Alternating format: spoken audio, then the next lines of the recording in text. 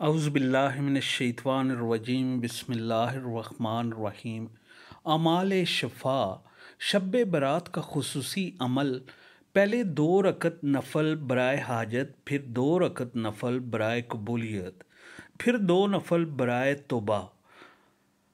या ये सारी नीतें एक ही बार इकट्ठी 2 रकत नफल में कर लें।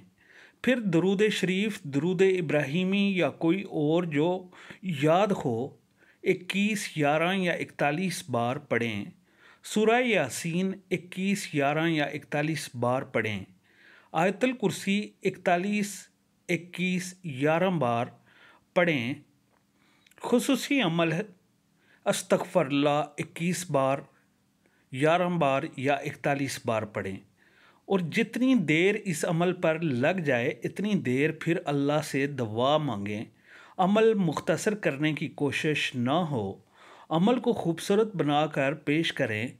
घर का हर फर्द अमल कर लें।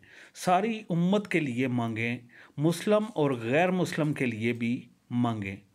इंशाअल्लाह ताला अमल मुकम्मल होने से पहले पहले इंशाअल्लाह आपकी दुआ बारगाह इलाही में सुनी जाएगी।